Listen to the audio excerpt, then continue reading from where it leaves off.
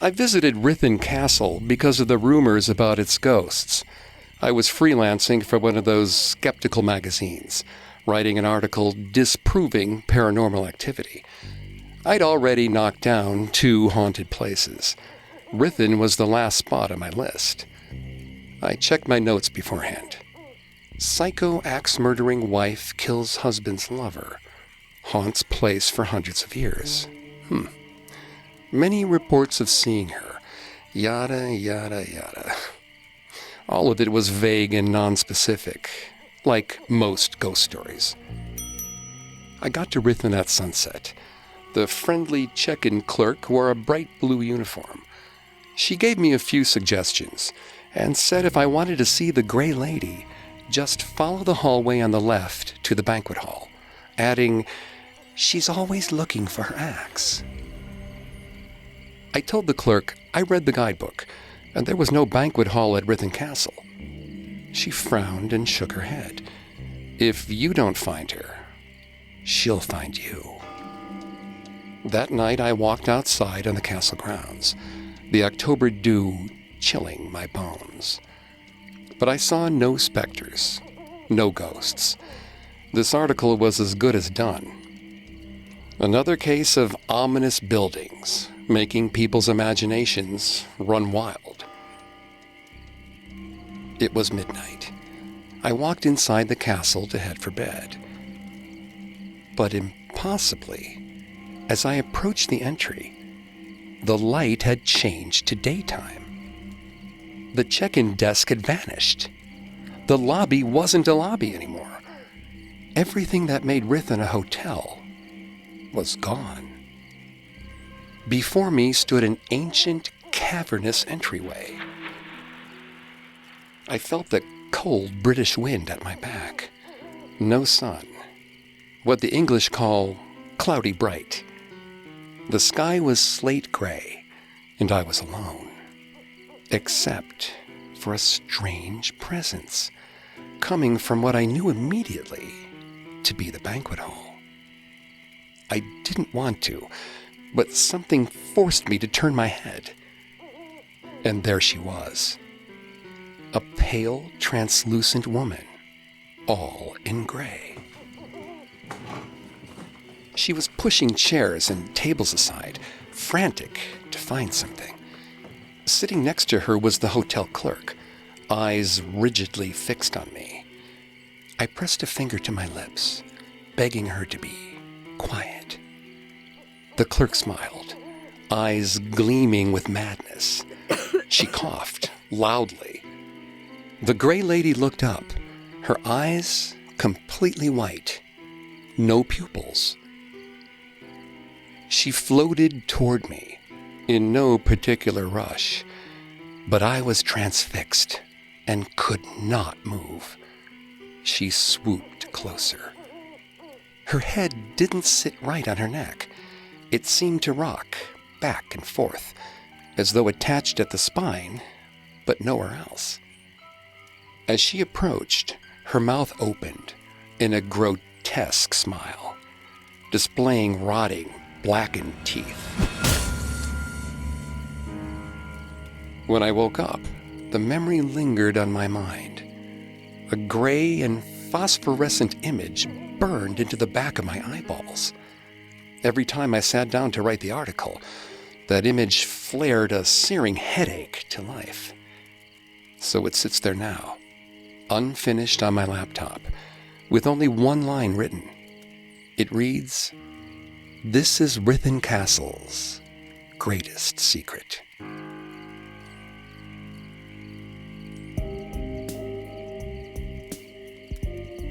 Welcome to Haunted Places. I'm Greg Polson. Every Thursday, I take you to the scariest, eeriest, most haunted, real places on Earth. This week, join me on a supernatural journey to Ruthin Castle, a castle turned resort in the United Kingdom, and discover why, to this day, it's haunted. If you can't get enough haunted places, don't forget to subscribe. You can find us on your favorite podcast directory. as well as on Facebook and Instagram at Parcast, and on Twitter at Parcast Network, or on our website, parcast.com. If you like what you hear, please leave a 5-star review wherever you're listening. Ruthin Castle's towers loom over the forest that surrounds it in Wales. Of its original 5 towers, only 3 remain.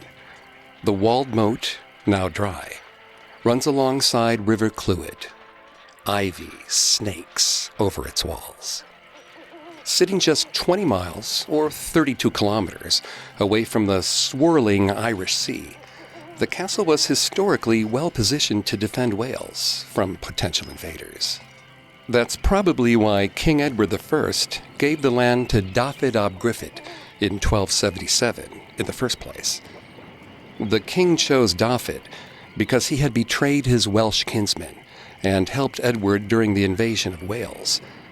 Edward appreciated this treachery.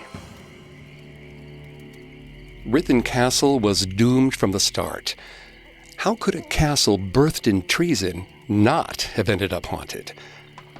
Dafydd set his men to work, building a castle to make the king proud.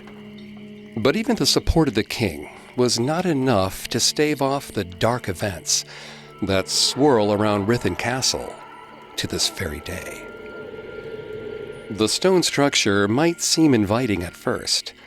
The sandstone walls glow a friendly shade of red as the sun sets, but its solid appearance can be deceptive.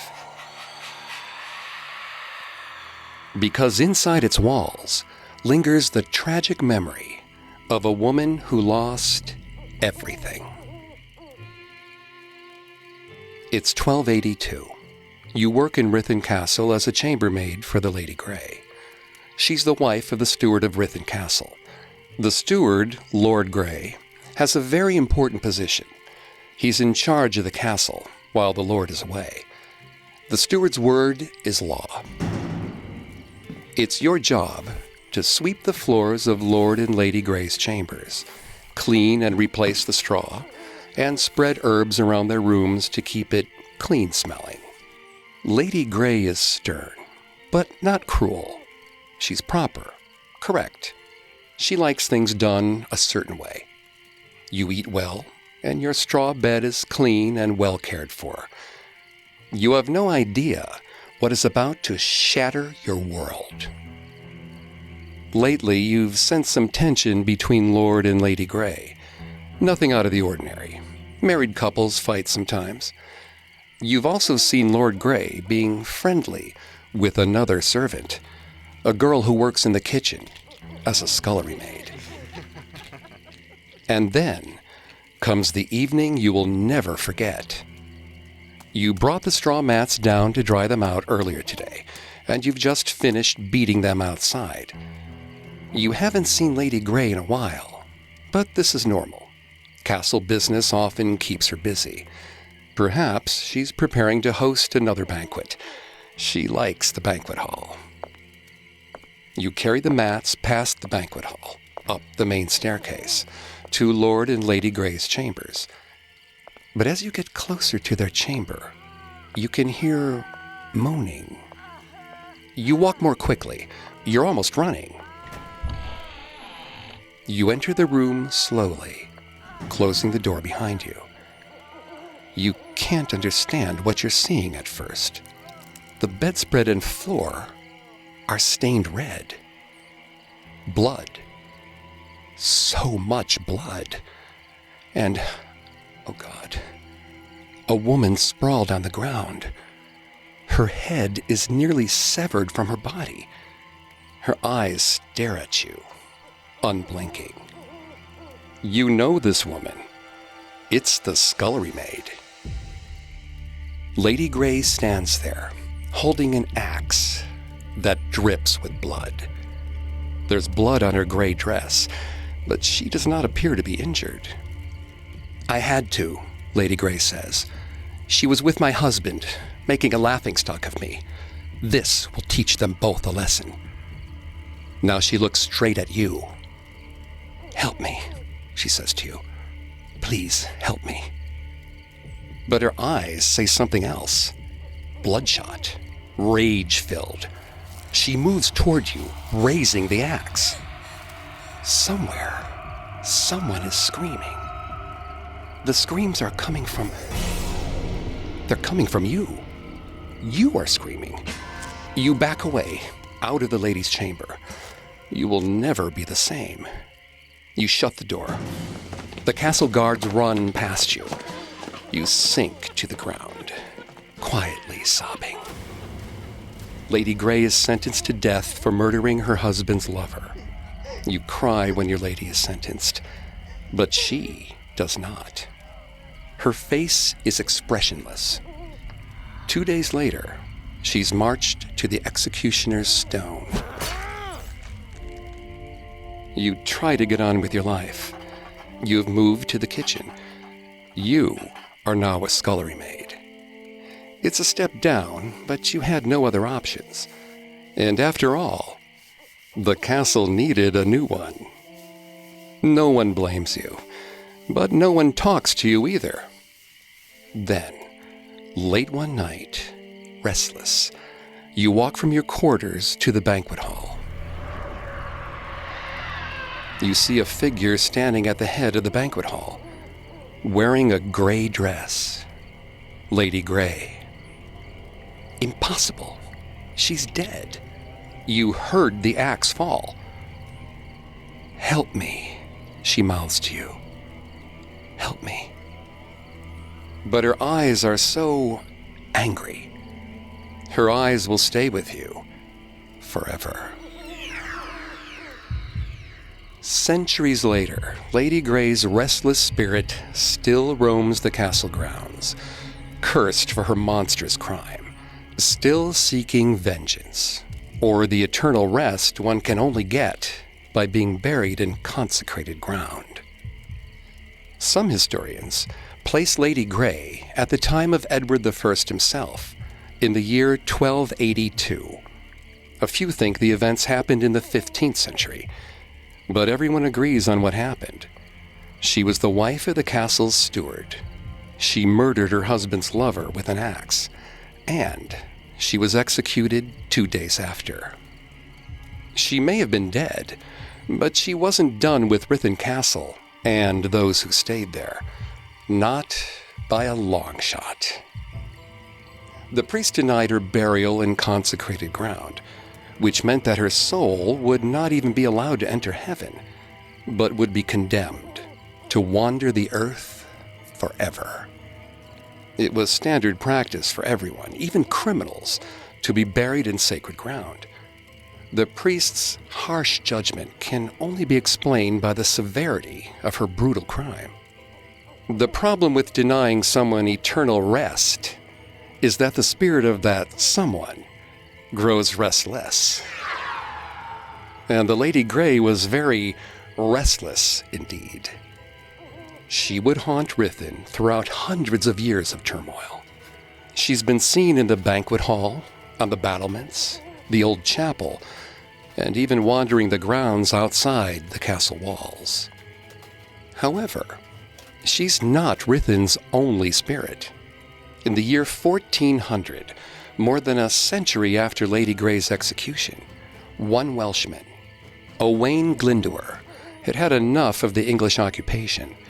He began a stunning military campaign to make Wales independent. His first move on September 16th was to burn the town of Ruthin to the ground. The Welsh rebels fought to get inside the castle, but they were forced to retreat. Not all of his soldiers escaped. A few were captured by the castle forces and dragged to Ruthin's dark, foul prison. The terrors these soldiers encountered inside made them grateful the siege failed, if only to spare their brothers in arms the ghastly fate they suffered at Ruthin Castle. Our story will continue in a moment after a brief message. Now, the story continues.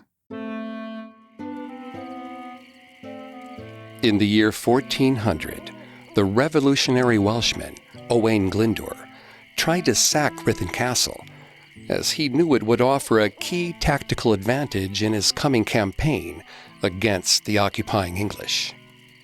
However, the siege of the castle failed, and many unfortunate Welsh soldiers were taken prisoner.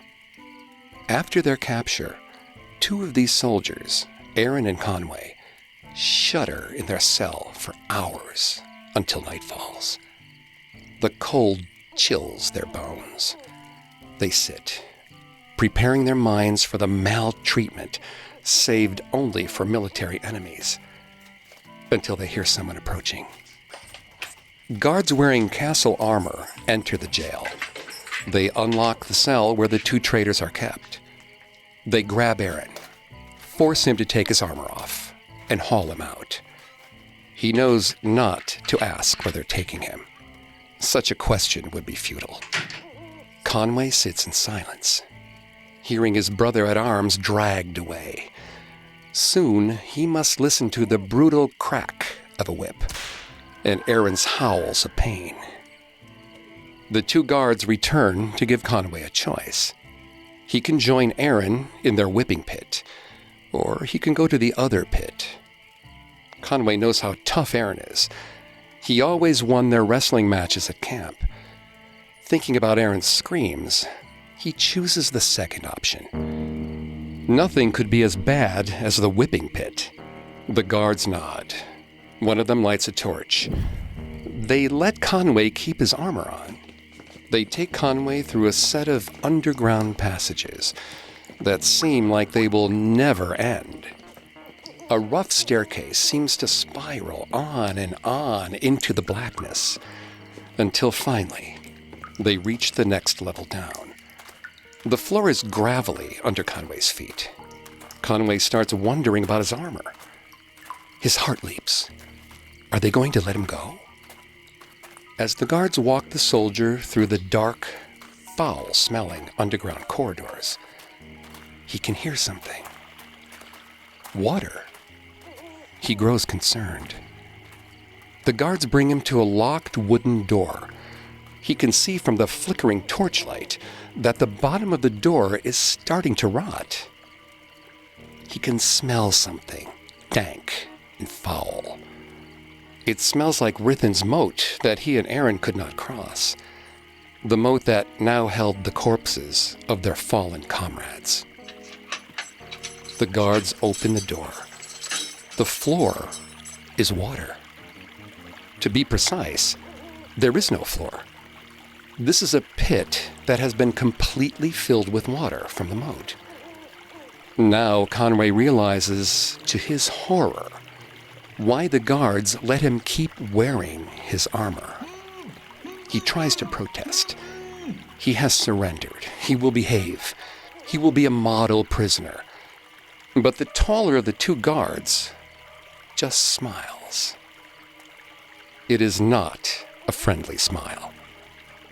The guard says just 2 words, "Drowning pit," and gives the prisoner a hard shove. Conway's feet do not touch the bottom. Everything is dark. But he knows this pit goes deep. He tries to keep his head above water, treading water furiously against the waves. The guards tower above him in the doorway, just watching. He rips off one of his gloves and struggles against the water. Maybe if he can swim back to the doorway, pull himself up. But he can't reach his boots. He tries to unbuckle his chest plate, but he can't even get his other glove off. It is so cold.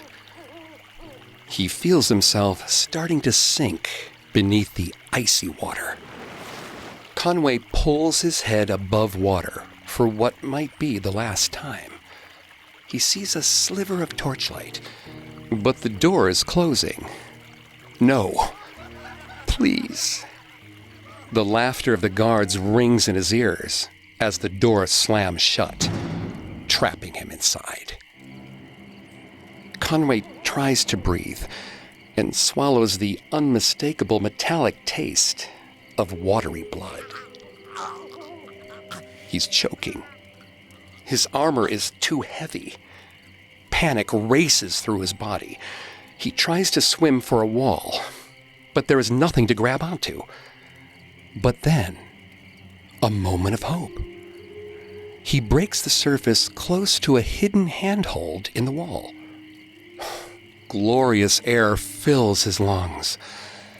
He grips the ledge, and he can feel his body relax. The guards are gone. He might be able to escape. But suddenly, he feels something tugging at him. Hands. Human hands. Cold human hands. Even through the armor, he can feel their distinct and bony grip. His numb fingers barely grasp the wall. The spindly fingers wrap tighter around him. He can feel the joy and laughter in them as his life gives way.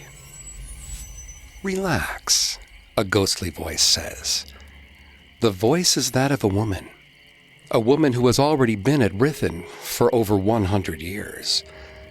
Conway feels his body melt into the voice. He tries to resist the temptation to sink, but the hands are everywhere, shoving his head underwater. He tugs at his other glove one last time, but his fingers are freezing. He cannot move them properly. He gasps, feeling himself release from the slimy and wretched wall. He disappears below the water. His vision goes black. There's the cold, chilling laughter of a woman. Then all is silent. Although the Lady Grey is Ruthin's most famous ghost, it is not its only spirit. Many visitors have reported seeing a soldier with armor on. Sometimes the soldier is pacing back and forth, like he's trying to escape. But there is one detail consistent in all their sightings. The soldier has only one glove. Because of its stature as an ideal military post, Ruthin Castle has always played a significant role during wartime. In 1648, Great Britain was being torn apart by civil war. Oliver Cromwell, leader of the forces of the British Parliament, was a man of action and a keen military strategist. He knew how valuable castles could be, especially one right in the heart of Wales. Yet Cromwell, with Parliament's approval, ordered Ruthin demolished, allegedly to prevent the castle from being occupied by hostile forces. Why destroy a castle when you can simply seize it? Even the fearless Oliver Cromwell might have been scared of something. I like to think that when Cromwell laid siege to Ruthin, he had an encounter with Lady Grey that changed his mind. After Oliver Cromwell destroyed Ruthin, the land would lay vacant for almost 200 years until its newest owners, the Middleton family, decided to rebuild it on the same location as the original in 1826. Never a good idea with haunted places. Rebuilding Ruthin took over 50 years, laying down new gardens and grounds, sprucing up the ruins. And in 1876, when the castle was restored to its former glory, the town of Ruthin, in need of a jail, chose to use the rebuilt castle. But just 4 years later, in 1880, Ruthin Castle was once again a magnet for supernatural tragedies. The castle jailer was the victim of one such tragedy. Or, more specifically, it was his daughter named Josephine that suffered the terrible curse of Ruthin Castle. She was 9 years old and the light of his life. On a warm August night in 1880, a coach pulled by 2 horses was headed for the Wine Vaults pub, which had a stable where weary travelers could rest their horses. It was late. The coachman was in a hurry to get to the Wine Vaults. The sun had already gone down, and he'd heard there were bandits on the road. Besides, his master wouldn't like it if he was late. But he knew these horses. They knew the road. Josephine was independent. She liked to wander the streets of the town. People knew her from her golden curls of hair and her laugh, a light, pleasant sound that suddenly made your heart lighter. That evening, Josephine had gone exploring. It had gotten dark, so she turned to head back to the castle. She headed up the road that led to the castle, approaching the Wine Vaults Inn. The coachman maneuvered the horses down the street, but they were suddenly skittish, snorting and stomping the cobblestones, like the devil himself had gotten into them. He tugged at their reins and cursed for them to move onward, but they would not budge. Then, he saw a sight that would haunt him for the rest of his life. A woman, all in gray, speckled with blood, boasting dormant, terrible eyes. The horses shrieked, rearing on their hind legs. Their eyes rolled back in their heads. They pulled in 2 different directions, almost splitting the cart in half. But then the lady in gray pointed at the wall of the inn, where a girl with golden curls sauntered happily along, oblivious to the struggles of the coachman. It seemed the lady's outstretch changed the horses. They calmed from their bucking and snorted. Then they charged, teeth clenched in determination, like beasts from hell. The coachman yelled and pulled so hard that the reins began to shred the skin of his palms. But it was futile. And then he saw the girl with the golden curls right in the path of the stampeding coach. The horses headed right at her, and the coachman realized with great horror that they knew exactly where they were going. The wheels of the coach crushed poor Josephine against the wall. She died instantly. Since that terrible night, multiple people have reported that late at night, they've seen a young girl with golden ringlets walking up and down Upper Clewett Street and giggling. But her feet never touched the ground. They remain suspended in the air, as though she dances in a place between worlds. Perhaps everyone thought they were safe from Lady Grey, because they were no longer on Ruthin's grounds. But out of the many streets in the town, only one of them is named Castle, a street that to this day houses a pub that was once an inn, a pub that has kept the name Wine Vaults for over 100 years. Ruthin Castle was privately owned by the Cornwallis West family until 1923. The Cornwallis West family evolved from the Middleton family, who rebuilt the castle in 1826. However, when they had to sell the castle for financial reasons, Ruthin would reopen as England's first private hospital, focused on treating obscure internal diseases. By opening its doors to hospital patients, Ruthin Castle was about to expose many unsuspecting victims to some of the nightmarish secrets that lurked behind its walls for hundreds of years. We'll return to our story in just a moment. And now, back to haunted places.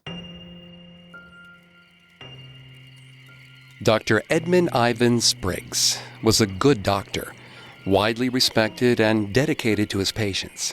He was a large man with sandy hair. He, his wife, and their 2 young daughters were living in Banff, a Scottish town on the coast, when he was offered the position as lead doctor of the new Ruthin Hospital. However, his life in Banff was peaceful and structured. The doctor was in no particular rush to leave that serenity behind. And then one day, tragedy struck. The waves of Banff can be fierce, and the winds can spring up without warning. The Spriggs girls had been cautioned not to play on the beach, but you know how children can be. It might have been dangerous in the water, but as long as they kept to the sand, they were safe. The sky was cloudy that day, cloudy bright. The two girls were building a sandcastle. It had 5 towers. It even had a moat. One of them dug a hole behind the walls of the castle. Some might even call it a pit. If the light hit the castle a certain way, the walls looked slightly red. They were getting ready to head back to the house when they heard a noise in the waves. A flash of light, something metal. They could add it to their castle. Whatever it was seemed heavy, was cylindrical, and it was floating toward them.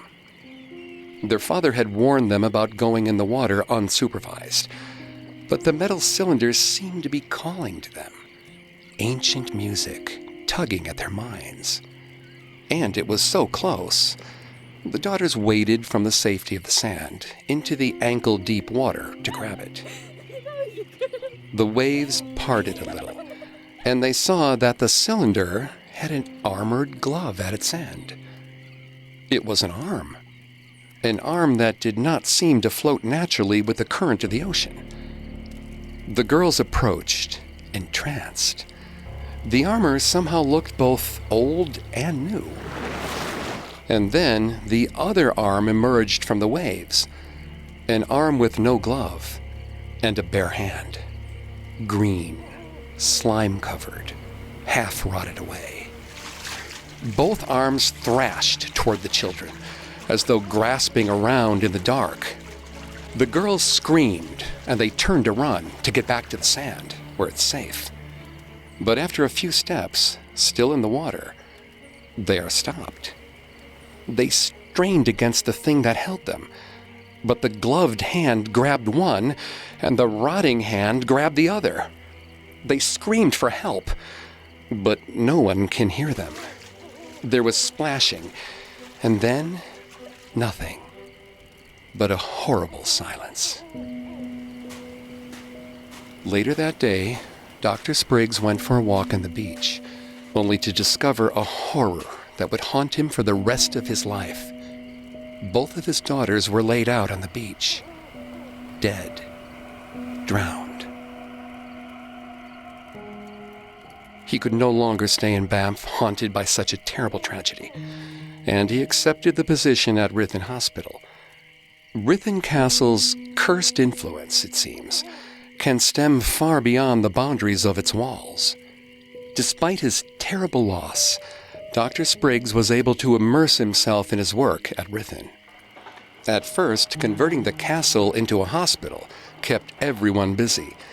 When renovations were finished, the clinic could take up to 64 patients.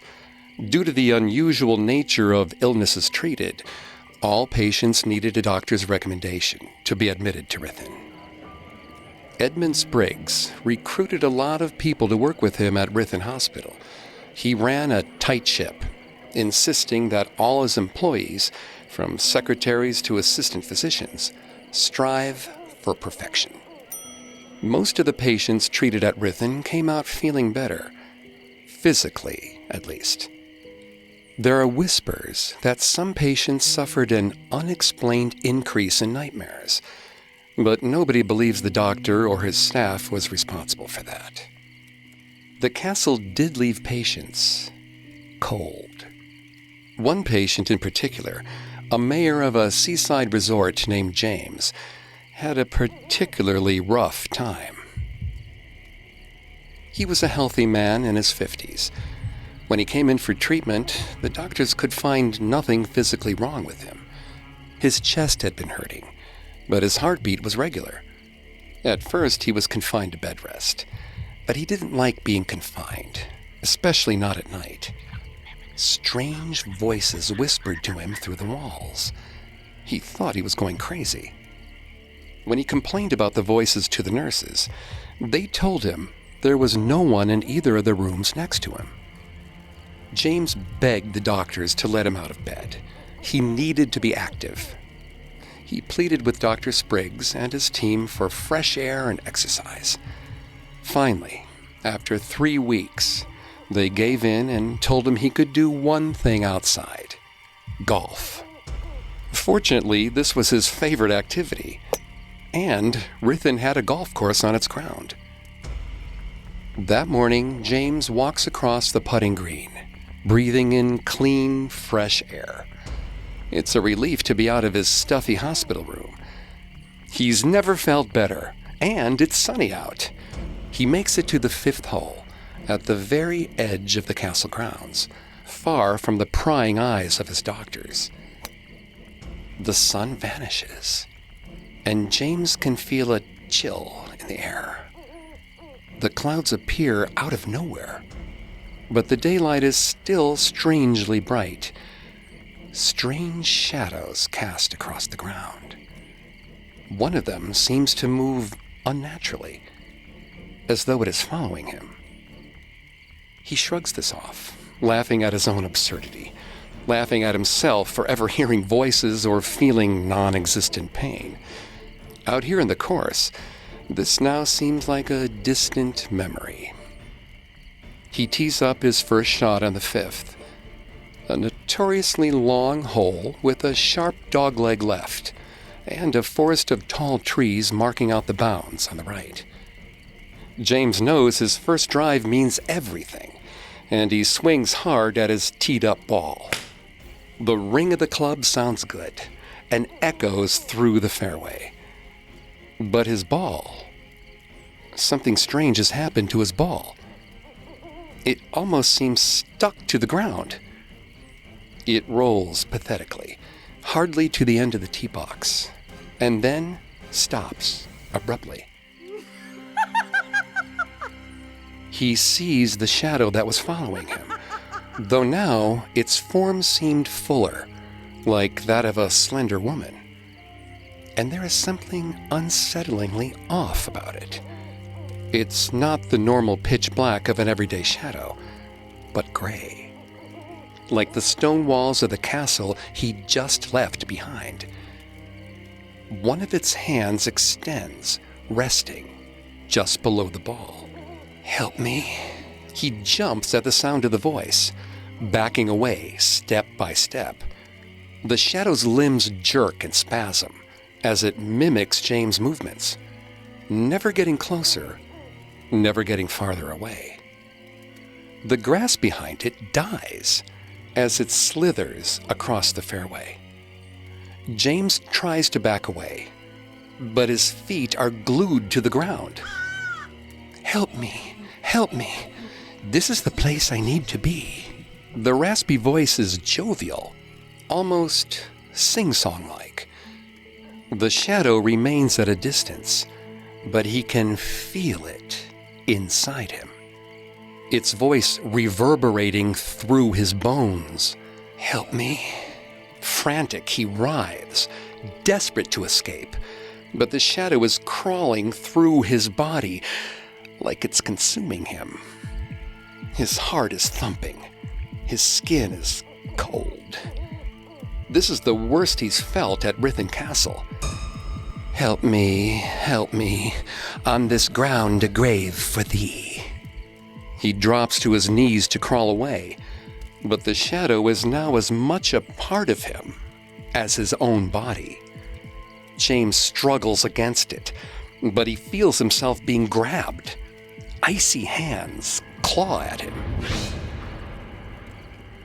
Then suddenly, it stops. Everything is quiet. The clouds linger, smearing the day with harsh light. He breathes. It's over. The medical staff found James an hour later, lying on the golf course, dead. The grass he lay in had turned a sickly yellow and was sprinkled with an odd gray, ashy residue. But it was the look of pure terror in his eyes that stayed with them. The autopsy was inconclusive, revealing nothing about the mayor's final moments.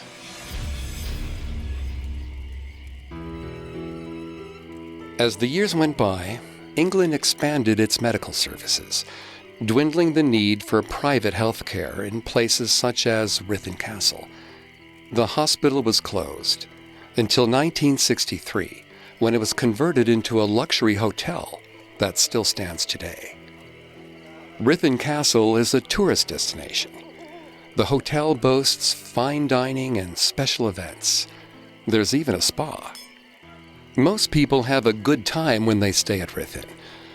The staff is friendly and quick to solve the few problems that arise. But the dark events from the past linger among Ruthin's cold stone walls and haunt innocent visitors unfortunate enough to notice them. A Canadian couple visiting Ruthin for a relaxing getaway wanted to memorialize their visit, so they had a photo taken of themselves in front of the castle's entrance. All of a sudden, both felt a disturbing chill shoot through their bodies, despite the fact that the weather that day was sunny and warm. When you look at that photograph, you can see the two of them smiling on the left against the open gate. But to their right, a curious, inexplicable mist occupies a full third of the photograph. Perhaps the mist was Lady Grey, angered by a happy couple. Or it could have been the soldier with only one glove, desperate for help.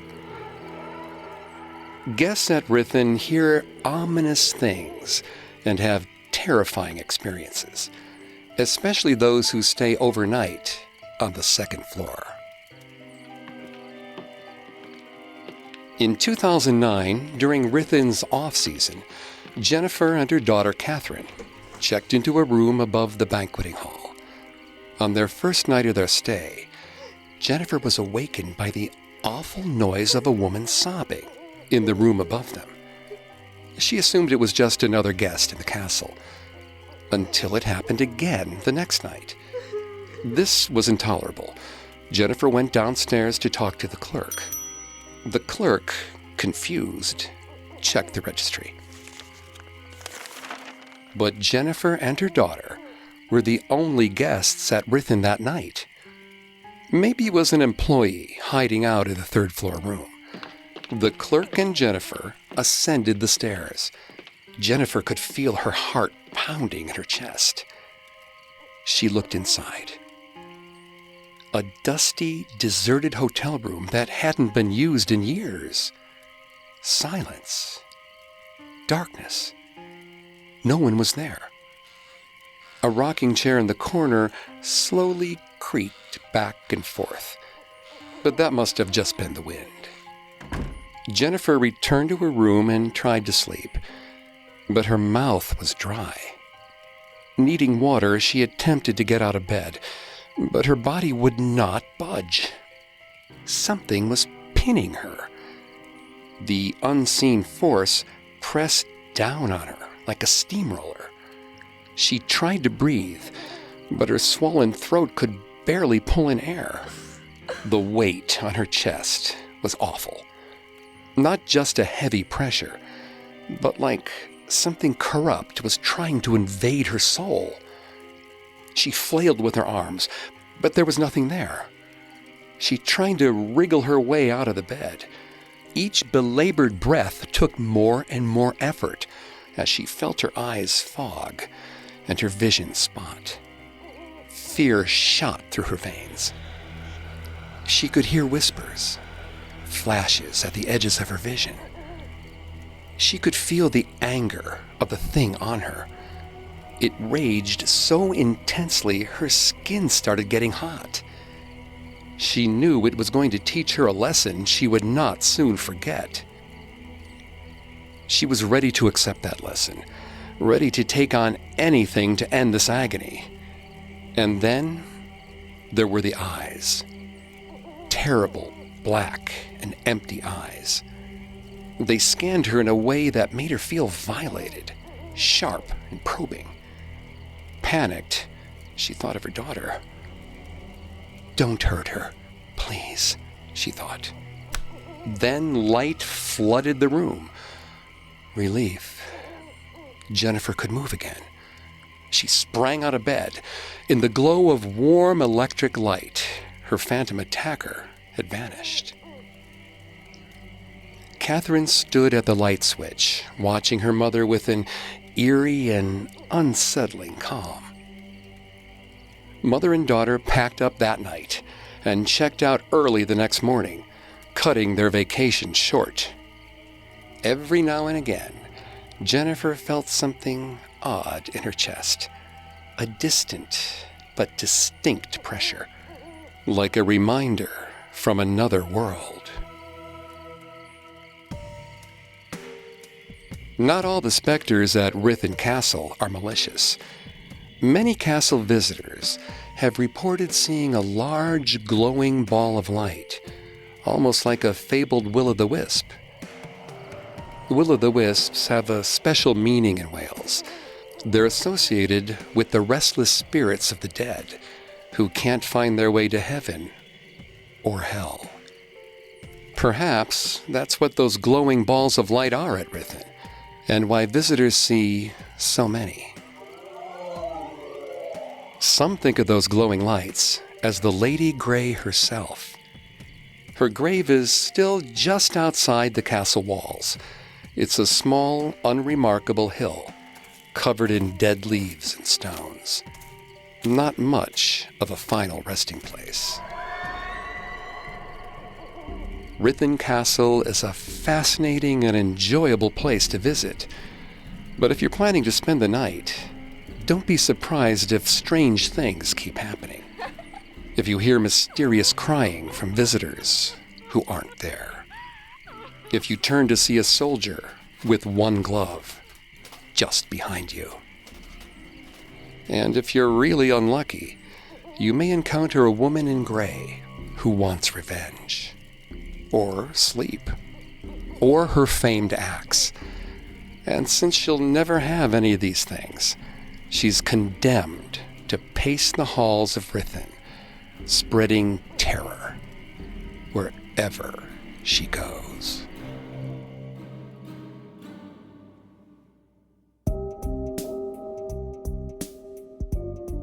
Thanks for listening to Haunted Places. Don't forget to subscribe to Haunted Places on Apple Podcasts, Stitcher, TuneIn, Google Play, Spotify, or any other podcast directory. If you like what you hear, leave a 5-star review or tell us what you think on social media. We're on Facebook and Instagram as @Parcast and Twitter @Parcast Network. It seems simple, but it really helps our show.